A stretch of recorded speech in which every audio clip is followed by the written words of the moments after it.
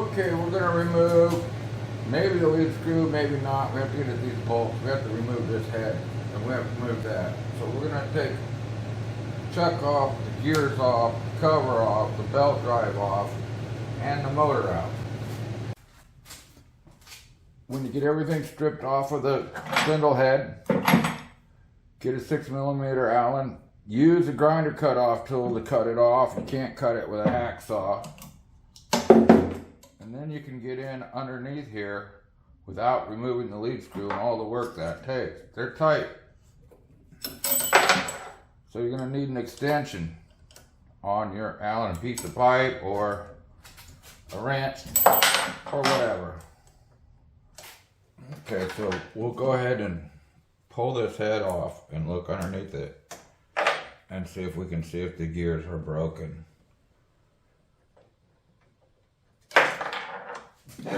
Oh, sure enough, all the pieces right there, broken gears. Broken right there. Well, that's what you get with plastic gears when you try to cut. I don't know, the guy before me broke them. We're gonna go ahead and press this out and fix it. I'm gonna take this off and probably discard it. It's broken. I don't use it anyway. Remove this bearing retainer.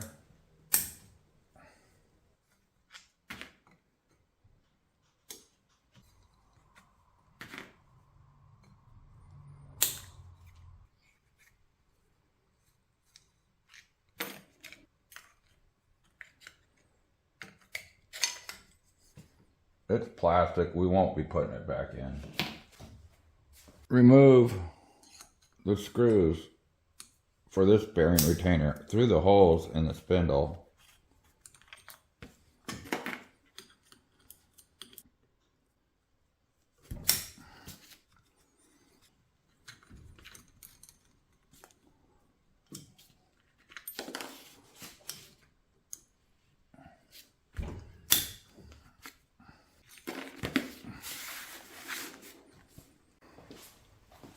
I'm going to attempt to knock this spindle out with just a hammer. It's not the right way.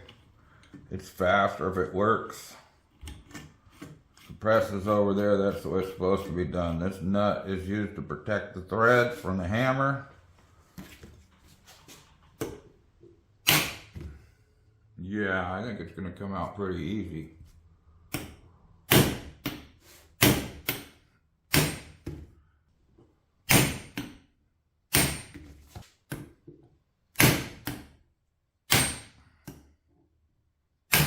Oh, there it is. Just like that, it's out.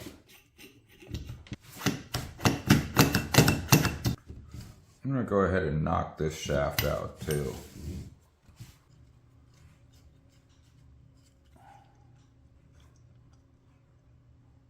Oh, there's a spring and a ball in that one.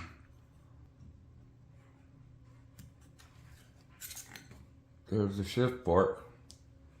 There's a split ring holding it in place.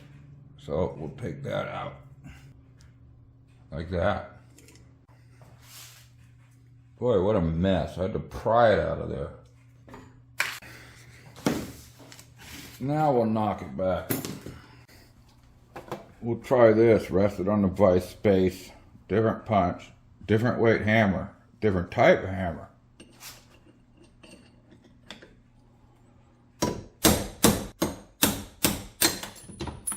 Just like that, it's out. Okay, intermediate shaft's out. The lower gear broken, out. Extra keyway. None of this is going back together. There's a spacer that goes in here. Looks like there's two spacers. The bearings, if they're good, you might as well just use them. Don't be using tapered roller bearings because you're going to have problems with grease. Unless you can get them sealed in this width, you're going to have problems. There are some angular contact bearings that are sealed that you can get that will work. but you're not going to get that much improvement over just a quality bearing made in Japan. So discard this, it's broken anyway. Set this aside along with the 2 spacers. We'll probably use it as a filler. Remove the keyway here in the middle.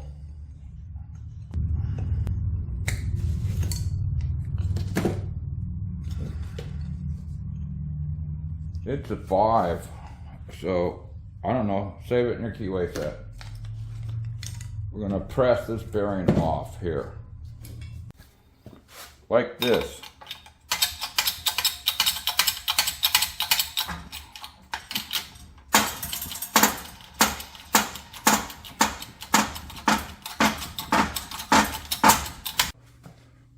Remove the bearing and the bearing retainer. Now these are going to be replaced with these. You can get them at www.servomotorkit.com. I'll put a link in the description. See this long slot here? That was initially used to drive this. It broke the gear. We have this little short slot here, but in order to put a direct drive pulley that's going to put a lot of torque on this shaft, like this did, but without breaking, we need to cut this keyway slot from where it's at all the way down to about there, to the bearing, just about. Without doing that, that little key is going to shear right off every single time. So we'll have to chuck this up in the milling machine and cut that slot. Set up the center keyway 5mm vertically. I had to grind it flat a little bit to get it in the slot. And that'll give you a vertical lineup so you can hit dead center with your end mill. Keyway is 25mm long, an inch basically. Cut your slot about 30mm long, including what was already there. That's going to put your keyway about right there. You might end up having it all the way out. Might want to get a longer keyway. Here's what I got for now. All the way out. That'll run the gears. This will sit right about here or here. That's going to give you about 5/8, 3/4 of an inch of key to run it. That's plenty. Optionally, we might have to stick that little short piece in there that came with it to run the gear. We'll see what happens when we get there. Actually, the short piece would go here. Like this, right in here. That way we get the full slot. Okay, so we'll put the bearing retainer on. And then we'll put the bearing on like this. It's not that hard. Well, sometimes it is.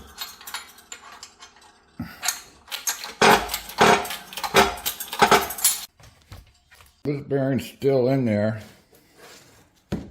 We're going to put this back in here. Make sure it's clean. I think we'll put the spacers in for now. That's this, this, and this. We'll go fix this.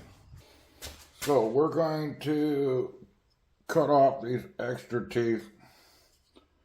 It probably won't influence nothing, but it might be out of balance. You might get a slight vibration, so let's do it.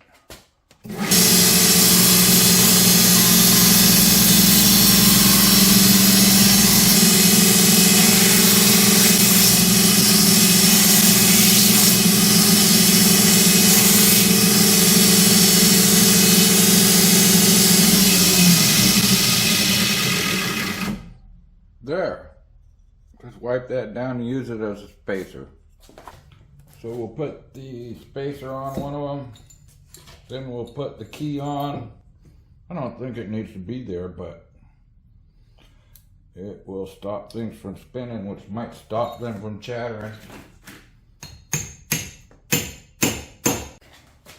Do yourself a favor checking on the machine. Make sure the shift lever is in the back and it's in the right direction. And this might be slightly different to make up for center on the whole lathe.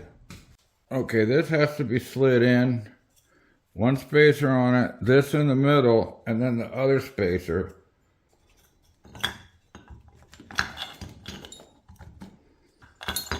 Keyway's got to be lined up too.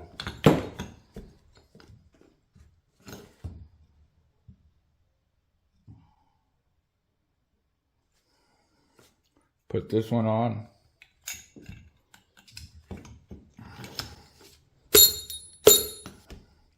Make sure the key lines up in there. Press it or tap it back together, and then put the bearing races back in. Or actually, this one's already in. Just 3 on this side.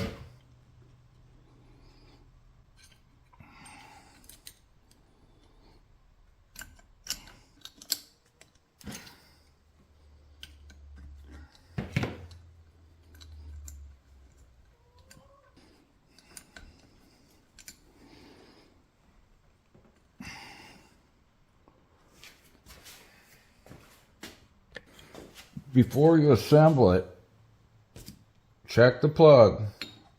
Make sure it doesn't affect the alignment of the holes. It tends to push it that way and make them not align. You may have to trim the plug off a little bit so that they line up. Screw on the bearing retainers. Okay, let's bolt it on, and then we'll do the belt drive.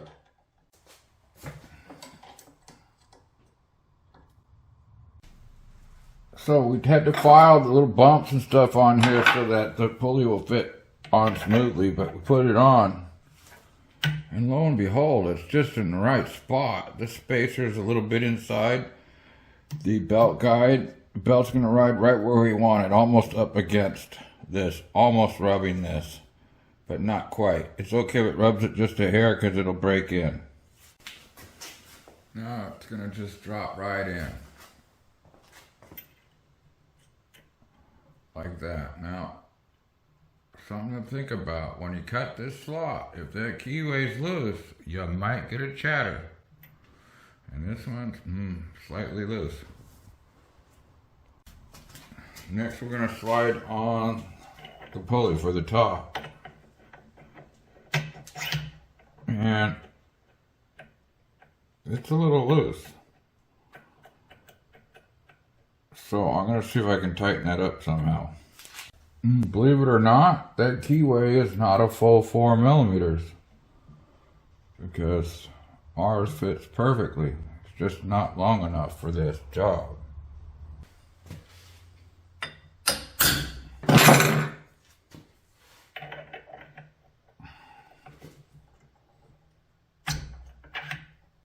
No more play. That's too short. Got to fill that hole because this gear is going to go right there. So what we did is we just pressed in another small piece of keyway. That'll do for this. What I recommend is cut the slot a little shorter or get a little longer keyway, or put 2 in there that add up to the right length. So put the pulley on, then we'll put the spacer on.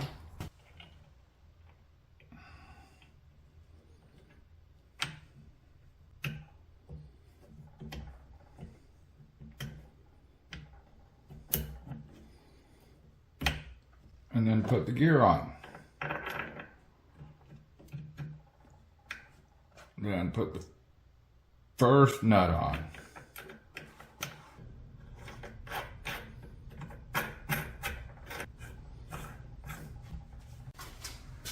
Just hand tight.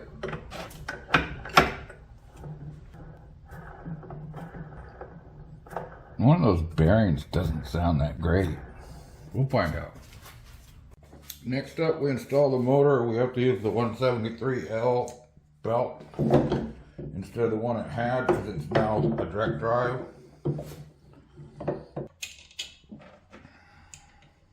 Pretty simple.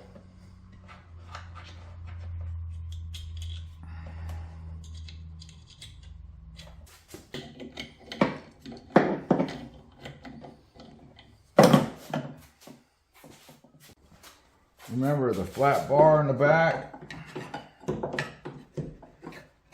to lift up on the back, and the tensioning on the front to push down like that. Then tighten the motor. Don't make it too tight, you're probably going to have to do it again. So the belt needs to go that way a little bit. If you look, okay. Sounds good. 4,600 RPMs on the motor. That's 2,800 RPMs on the spindle. Lowest speed.